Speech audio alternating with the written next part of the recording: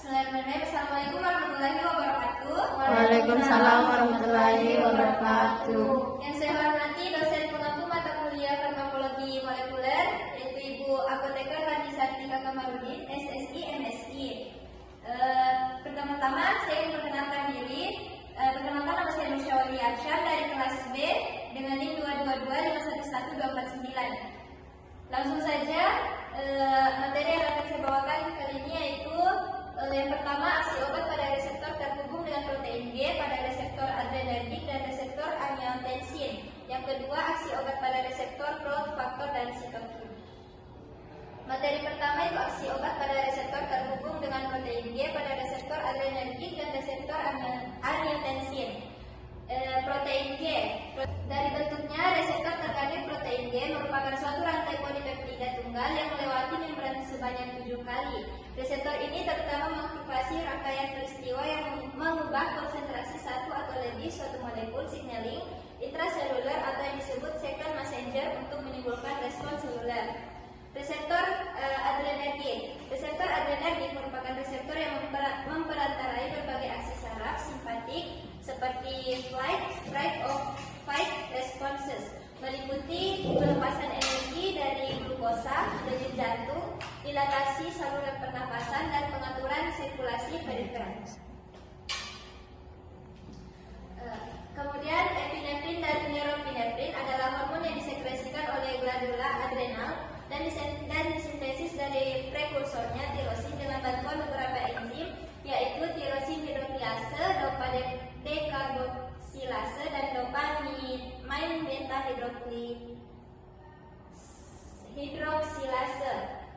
Nah, di sini ada bagan yaitu yang pertama tirosin hidroksilase atau TH.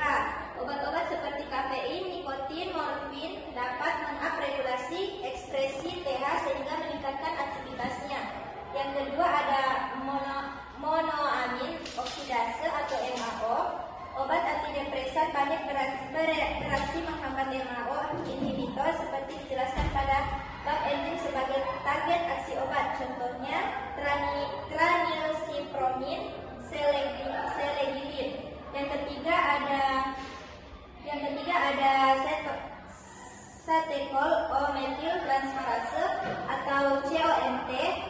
Di sini inhibitor enzim ini menyebabkan penghambatan degradasi noradrenalin atau adrenalin sehingga meningkatkan kadar neurotransmitter tersebut. Contohnya adalah tolcapone dan entacapone yang digunakan untuk pengobatan penyakit Parkinson.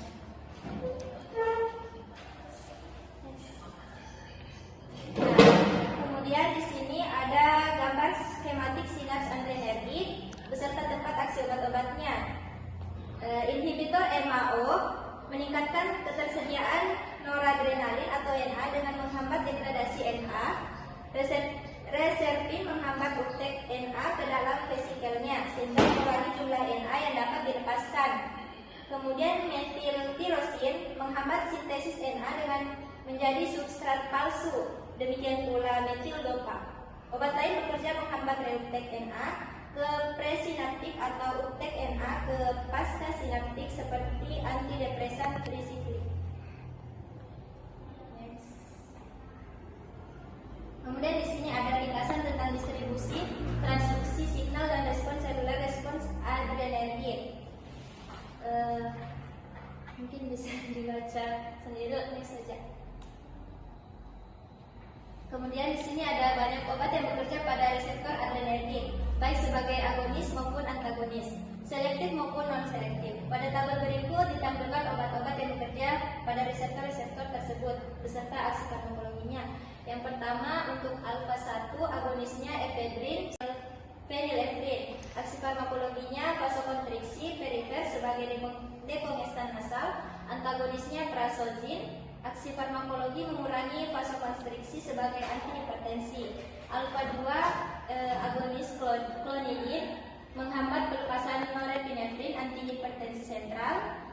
Antagonisnya iodidin vasodilatasi perifer untuk mengatasi gangguan ereksi pada pria. Kemudian beta 1 norepinefrin, samoterol, dan denopamin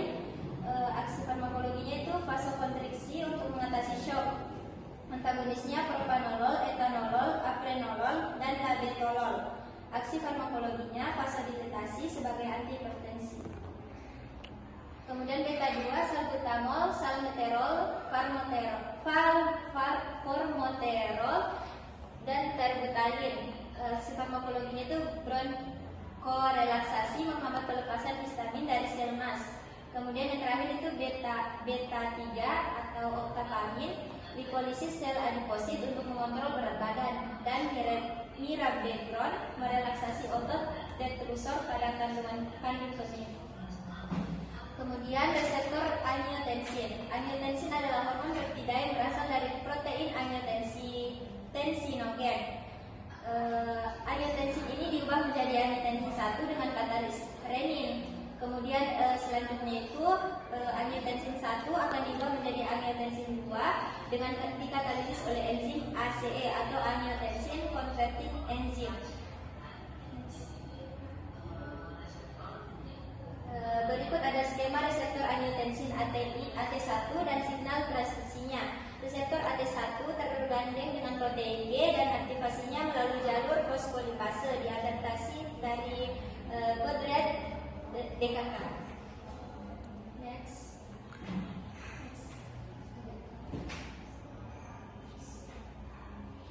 Ya, kemudian ada materi kedua yaitu aksi obat pada reseptor growth factor dan sitokin. Peran reseptor growth factor dan sitokin dalam fisiologi dan patologi.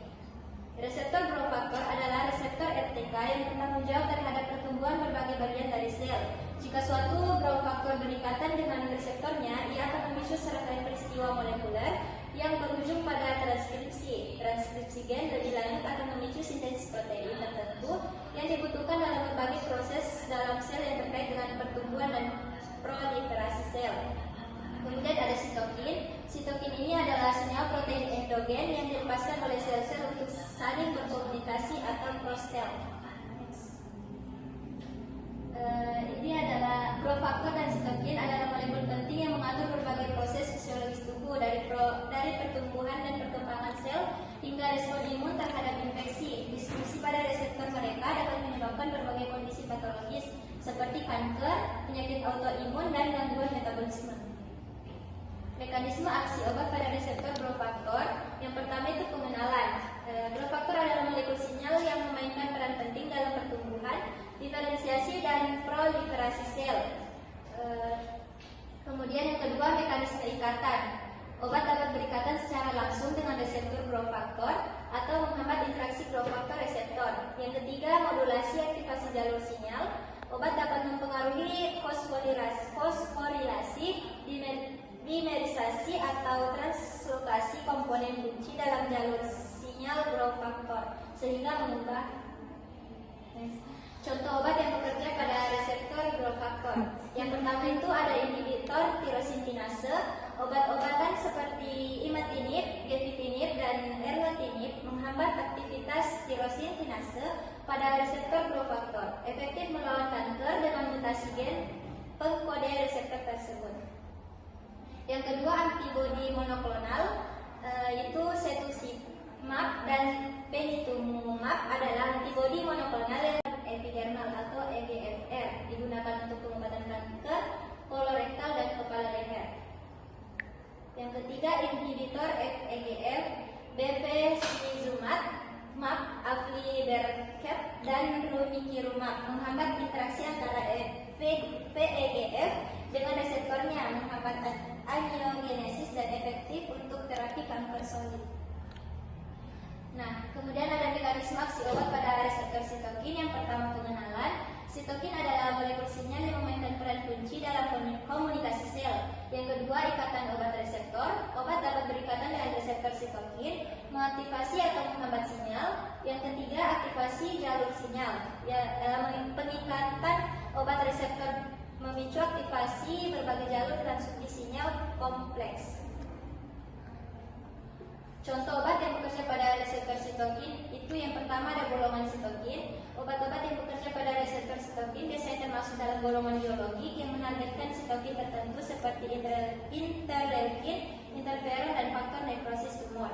Obat antisitokin. Obat antisitokin yang bekerja dan menghambat aktivitas sitokin adalah antibodi monoklonal seperti adalimumab, infliximab, dan tocilizumab. Obat agonistik sitokin.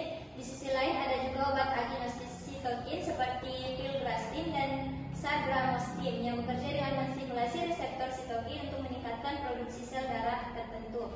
Obat-obatan ini digunakan untuk mengobati berbagai kondisi seperti penyakit autoimun, kanker, dan kondisi yang melibatkan disfungsi sistem imun. Contoh obat yang bekerja pada reseptor growth factor, mekanisme pada reseptor growth factor. Obat yang bekerja pada reseptor ini biasanya menghambat atau mengaktifkan jalur persinyalan intraselular, mempengaruhi proliferasi, diferensiasi, dan survival sel. Mekanisme pada reseptor sitokin. Obat bekerja pada reseptor sitokin umumnya mempengaruhi aktivasi dan translokasi faktor transkripsi serta modulasi respon imun dan inflamasi. Perbedaan utamanya itu kalau di growth factor terlibat dalam regulasi pertumbuhan dan diferensiasi sel, sementara kalau di sitokin itu lebih berperan dalam respon imun dan inflamasi. Efek samping potensial dari obat yang bekerja pada reseptor growth factor dan sitokin itu yang pertama masalah kardiovaskular, gangguan gastrointestinal, dan toksisitas kulit. Aplikasi klinis obat yang bekerja pada reseptor ini yaitu terapi kanker, pengobatan inflamasi, dan penyembuhan luka. Tantangan dalam pengembangan obat yang bekerja pada reseptor ini yaitu kompleksitas biologis. Terlibat dalam berbagai proses biologis yang kompleks membuat sulit untuk mengembangkan obat yang tepat sasaran tanpa efek samping yang tidak diinginkan. Yang kedua, rekrutmen sukarelawan klinis. Merekrut pasien yang sesuai uji klinis, obat baru yang mempengaruhi reseptor ini dapat menjadi tantangan akibat kriteria inklusi yang ketat. Ketiga, seleksi molekul yang tepat.